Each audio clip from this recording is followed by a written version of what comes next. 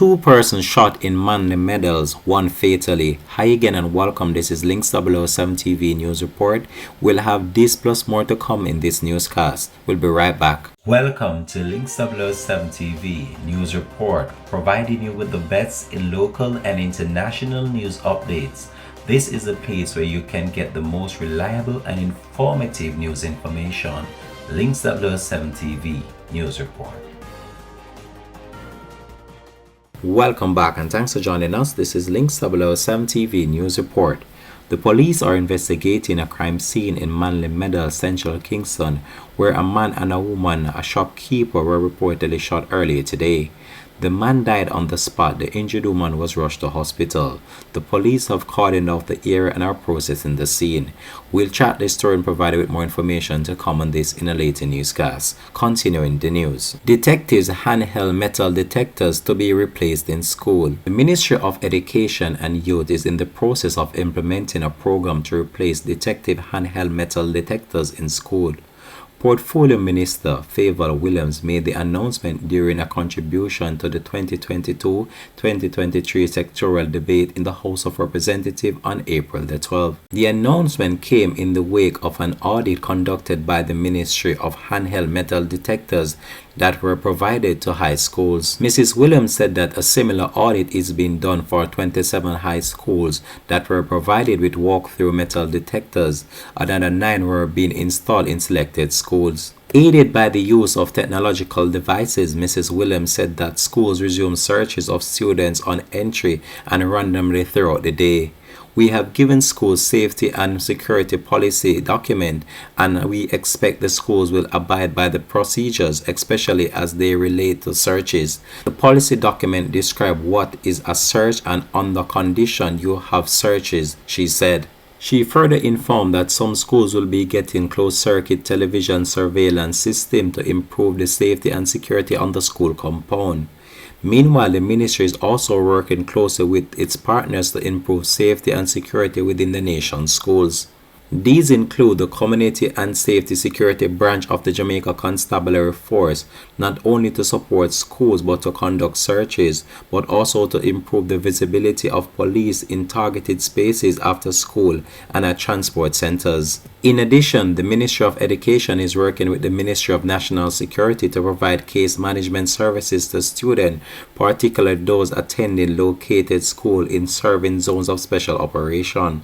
The National Council on Drug Abuse is also being brought on board in response to increased use and confiscation of drugs since a full resumption of schools. Also, some 55 additional school resource officers from the Jamaica Constabulary Force are being deployed to school under the Safe Protection School program in the Police Area 1, which consists of Trelawney, St. James, Hanover and Westmoreland. Continuing the news, taximan gunned down in Portmore.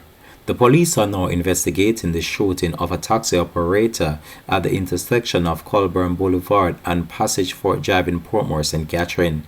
The attack happened around 9:20 a.m. yesterday morning. It is reported that the cabbie was at a taxi stand along the roadway when men on motorbike came up and opened fire, hitting him multiple times.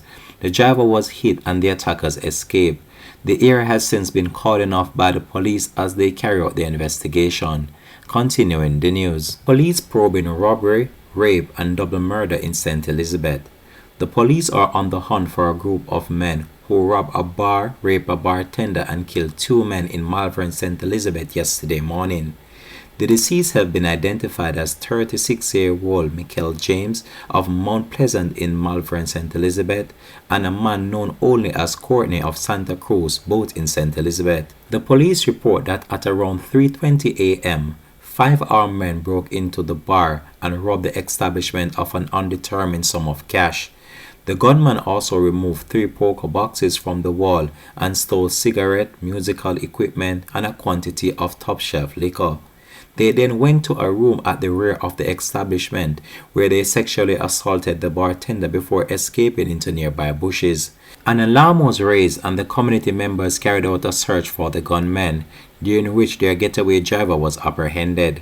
The residents managed to corner the man in a bushy section of the community. In a bid to escape, the gunman shot and killed James and another man. The police investigation continues. Continuing the news, a 29-year-old man who was being sought in connection with sexually assaulting his 5-year-old sister at their Westmoreland home is now in police custody. The accused was held during a pre-dawn operation in the parish on Wednesday. It is alleged that last week the child's mother was washing her underwear when she noticed something unusual. My 5-year-old. Water gone 3 days and me get up 5 o'clock in the morning and wash. When me look in her panty, me see slime. So me go to her, me say, Punchy, want to your panty? He say, Sheldon touch with his finger. So me say, Sheldon want to Punchy. Nothing. Me call the police and say, me fi go a serve a Sisolka office. When we go down a Sisolka office, then carry a station. Her maiden gone, she have infection, and he mash her up. The 2-year-old now, something wrong like he then rubbing on him or using finger. But the 2 of them admit in a hospital. So I don't know joke thing, I don't lie thing. And my grandpitney at 2, my baby at 5. The police them fi come, then call them from 12 o'clock, then say shooting in a niggle. Them a deal with shooting. When them come, him brother hold him and drop asleep. Him jump fence and gone. Me da Savla, 3 days me da hospital. 12 o'clock last night me come home. Last time me come home 12 o'clock, cause then take with the other baby from with the 2-year-old one. Tomorrow now then come and go search the house and look how the house stay. Right now me there the drink. Me can't clean, me can't do nothing at all. I don't know joke thing youth. 1 or 5, 1 or 2. The 5-year-old gone, he mash up chi.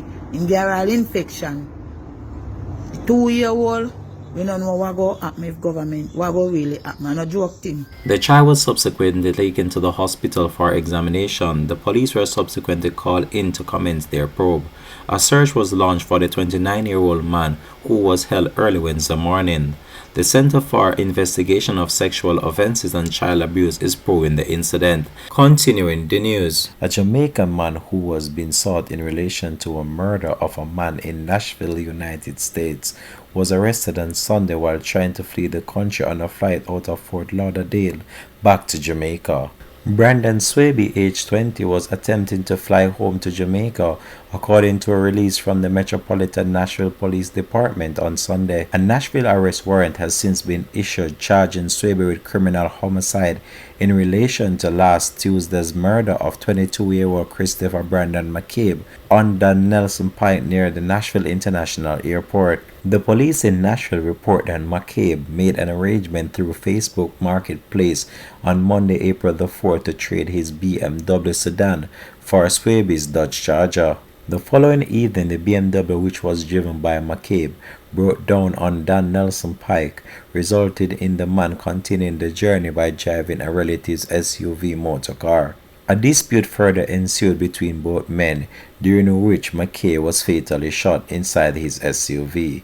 It is further reported that Swaby traveled to Atlanta at some point in time after the homicide. He flew in this morning, that would have been on Sunday, from Atlanta to Fort Lauderdale, where he was taken into custody by a U.S. Custom and Border Protection agent with the assistance of federal partners, said a release from the Nashville police. Swaby will be held at Broward County, Florida jail pending his return to Nashville. Continuing the news, in reference to Law Reform Fraudulent Transaction Special Transaction Act of 2013, the Major Organized Crime and Anti-Corruption Agency MOCA is alerting the members of the public to be extremely vigilant for persons who are renting properties in upscale communities in order to carry out their illegal activities. In fact, MOCA is advising that owners, occupiers, or any person responsible for the management of premises or permit the premises to be used for any purpose which constitute an offense under the above-mentioned act could face up to 15 years in prison if found guilty in the court. In a release on Wednesday, Detective Inspector Antoinette Morrison, press officer for MOCA, said that the agency has noticed a worrying trend of persons, particularly those involved in lottery scamming, renting upscale Airbnb apartment and using the premises as stage ground for their criminal activities. We want people to be aware of these persons and their activities, said Morrison, not only to alert them to the practice, but also to inform or remind them that under the Law Reform Act and Fraudulent Transaction Act, Special Transaction Act, that they themselves can be arrested and charged if found to be aiding and abetting the commission of these criminal activities and knowingly allowing the use of their premises, she added. Under the Act, which came in effect on March 28, 2013, amended on April 7, 2014, it is an offense for the owner, occupier, or any other person responsible for the management of any premises to permit the premises to be used for any purpose which constitute an offense. Morrison was quick to point out that it is very important that landlords take reasonable precaution before whilst renting their premises, as she said, willful blindness towards the criminal activities of tenants not absolve them from prosecution. The release said since the start of the year, Mocha has made several arrests of persons involved in lottery scamming and seized a number of identity cards, electronic devices, and other items related to crime. The agency said it also recently signed an MOU with the Financial Investigation Division as part of a collaborative effort to fight major and organized crime. Mocha is urging members of the public who have information on persons who are involved in lottery scamming, corruption, and other major organized crime to submit that information via Mocha online tip at www.mocha.gov.jm. This has been Links 007 TV News Report. Thanks for watching.